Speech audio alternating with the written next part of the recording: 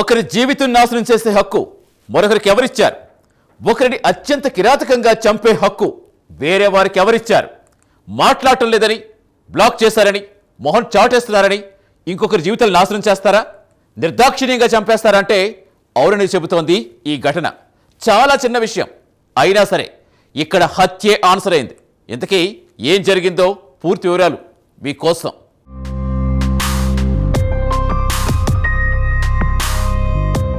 తన పేరు కనీజ్ ఫాతిమా. జీవితం గడపడానికి పబ్లో పనిచేస్తుంది. అందులోనే పనిచేసేవాడు జహీర్.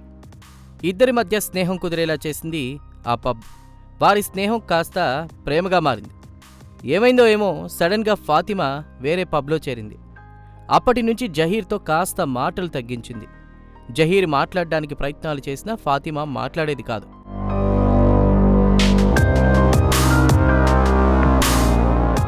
ఫోన్స్ చేసేవాడు, పిక్ చేయలేదు.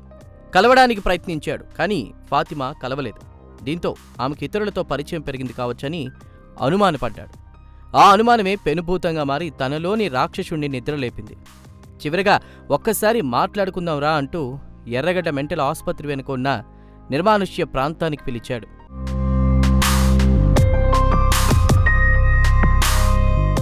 ఫాతిమా నమ్మింది. మేబీ తను కూడా తన రీజన్ చెప్పి నచ్చజెప్పాలనుకుందేమో. ఇంట్లో నుంచి వెళ్ళిపోయింది. వెళ్ళి చాలా సమయం అవుతున్నా ఇంకా ఇంటికి రావడం లేదని తల్లిదండ్రులకు అనుమానం వచ్చింది. పోలీసులకు ఫిర్యాదు చేశారు వారు. అంతలోనే ఆ పోలీసులకు ఓ ఫోన్ కాల్ వచ్చింది.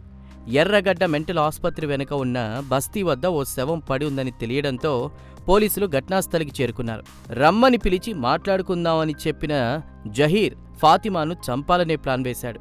చివరిగా అతను అనుకున్నదే చేశాడు. ఫాతిమాను నిర్దాక్షిణ్యంగా చంపేశాడు. పోలీసులొచ్చి చూసిన ఆ డెడ్ బాడీ ఫాతిమాదే. పోలీసులొచ్చింది అక్కడికే. ఈ ఘటన హైదరాబాద్లోని బోరబండలో చోటు చేసుకుంది. ఊహించని ఘటనకు తల్లిదండ్రులు షాక్ అయ్యారు. జస్ట్ తనతో మాట్లాడడం లేదని, నిర్లక్ష్యంగా వ్యవహరిస్తుందని ఫాతిమాను పొట్టన పెట్టుకున్నాడు జహీర్. తన నిండు ప్రాణాల్ని తీసేశాడు. కాల్స్ లిఫ్ట్ చేయకపోతే చంపేయడమేనా? నిర్లక్ష్యం చేస్తే గొంతులు కోసేయడమేనా?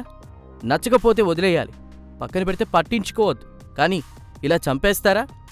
ప్రేమిస్తే ఇతరుల బాగు కోరుకోవాలి, కానీ వారి జీవితాన్నే బలి తీసుకోవాలి అనుకోవడం ఎంతవరకు కరెక్ట్?